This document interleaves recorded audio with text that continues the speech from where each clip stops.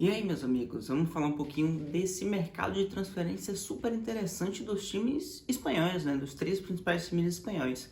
Se a gente teve o Real Madrid confirmando a contratação do Mbappé depois da imensa novela que durou até mais do que 2 anos, a gente tem uma reação imediata dos rivais Barcelona e Atlético de Madrid. O Barcelona, depois da Eurocopa, ficou muito nítido o interesse deles em dois jogadores que foram muito bem na competição de seleções, né? O Dani Olmo e o Nico Williams.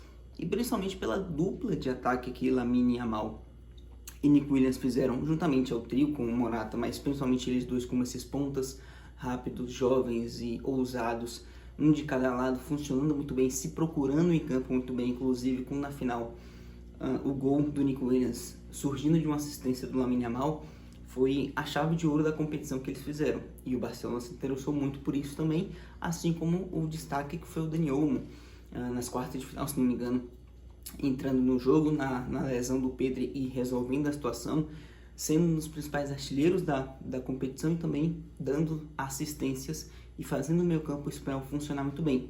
Um cara que tem muito a característica desse time do Barcelona, do modelo de jogo catalão que o Barcelona sempre implementou, e inclusive é da categoria de base do Barcelona, de La Masia, cria de La Masia, saiu muito cedo, mas é o primeiro a retornar. O Barcelona, segundo Fabrício Romano, fechou a contratação do Dani Olmo, 55 milhões de euros ao Leipzig, com bônus que podem chegar a mais 7 milhões de euros, um contrato que vai até 2030, e o meia é mais um reforço para esse time do Barcelona, que une ao meio campo que já tinha Gundogan, que já tem Pedri, que já tem Gavi, e que conta com algumas opções interessantes surgindo, como o próprio Fermín López, que já é da temporada passada, grande pré-temporada do Pau Victor, que também é um cara que consegue atuar no meio campo. O Barcelona consegue adicionar o Dani Olmo, e um cara que já tem as características do modelo de jogo catalão majoritário, porque agora com o Hans Flick tem a questão da pressão alta, que ele já tentou adaptar na pré-temporada,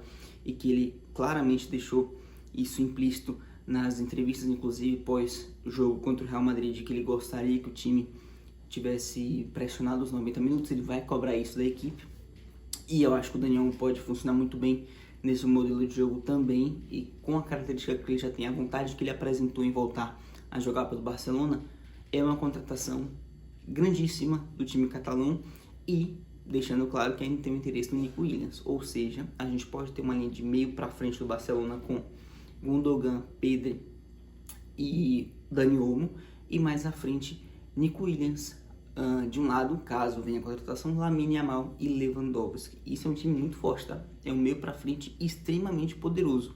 E o Atlético de Madrid, confesso que me surpreendeu. Tem duas contratações recentes que passam a ideia de como o Atlético de Madrid conseguiu fazer um aporte financeiro muito grande, conseguiu um investimento muito grande, inclusive gastando bem mais do que o Barcelona gastou até o momento, e uma especificamente surpreendente, a do Julián Álvares. A gente vai falar primeiro da do Conor Gallagher, que também foi surpresa para mim. Eu não imaginava que o Atlético fosse investir na contratação do Gallagher. Ele já tinha recebido o ultimato do Chelsea. O Chelsea tinha interesse em renovar somente mais 2 anos, e nesse momento que o Chelsea está ali super focado em investimentos em jovens jogadores, inclusive a gente pode até reservar um vídeo para falar especificamente desse projeto do Chelsea de meio mundo de jogadores contratados, beirando umas 20 contratações já de jovens e tudo mais, de várias ligas e várias nacionalidades diferentes, aquela bagunça, entre aspas, projetada que o Chelsea tem. E o Gallagher não parecia ser um fruto da diretoria, uma presença no elenco para muito tempo. Ele foi oferecido um contrato de 2 anos e ele não queria renovar. E aí surgiu o Atlético de Madrid e em 10 dias fechou a negociação. Segundo o Fabrício Romano, na semana passada, as primeiras conversas foram iniciadas, e ontem ele já falou que a negociação está fechada, em torno de 42 milhões de euros, do Conor Gallagher se dirigindo para o Atlético de Madrid, um contrato de 5 anos, um contrato de longo termo.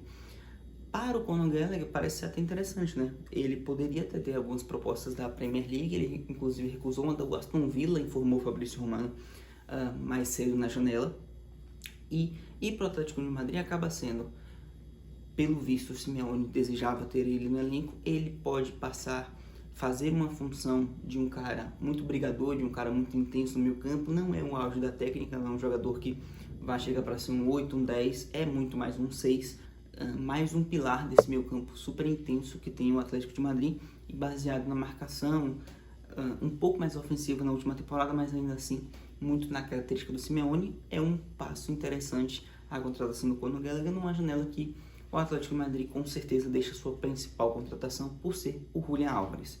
Também foi uma negociação muito assertiva, né? Muito rápida.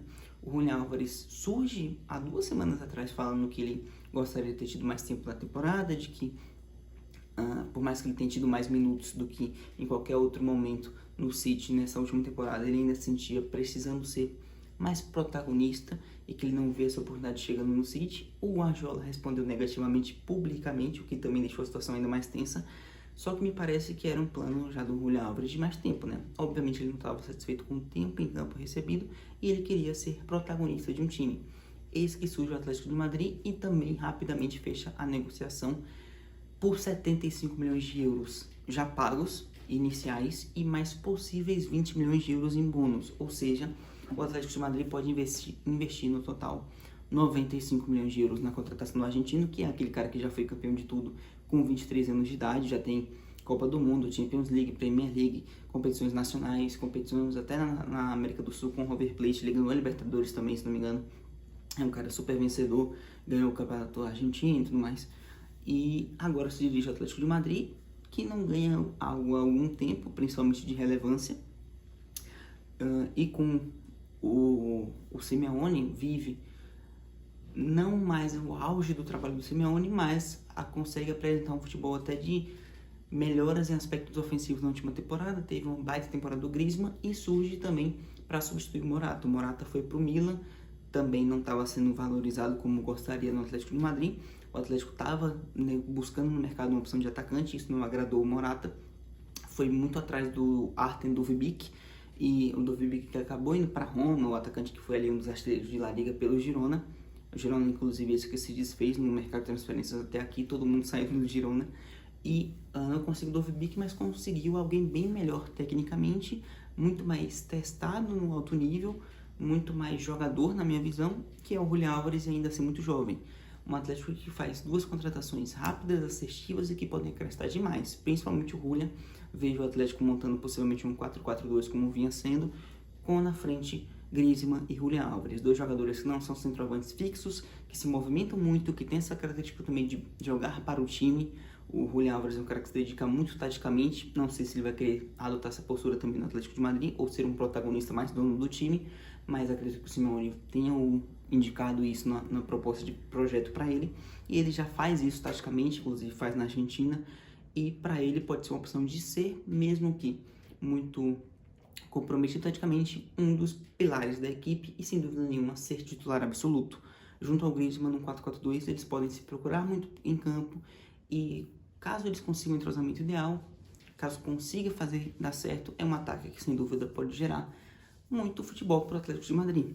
Ou seja, se o Real de um lado vem com o Mbappé, vem com, obviamente, se unindo ao melhor do mundo atualmente na minha visão, Vinícius Júnior, com o Rodrigo, com o Endrick, com o próprio Brahim Dias sendo opção, um Real Madrid com o Bellingham pisando mais à frente, um Real Madrid cheio de opções e com uma baita chegada do Mbappé, a gente tem os adversários se reforçando, Barcelona e Atlético de Madrid, indo ao mercado, fazendo bons investimentos e deixando um campeonato espanhol bem interessante à nossa vista.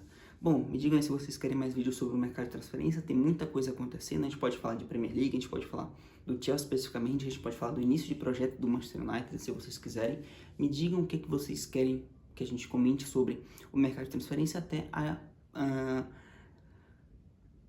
temporada começar, mais propriamente dita, no dia 14 em diante. Muito obrigado a você que assistiu. Se você está achando por aqui agora, não se esquece de se inscrever no canal, que me ajuda demais. Compartilha também o vídeo para nossa família crescendo aos poucos.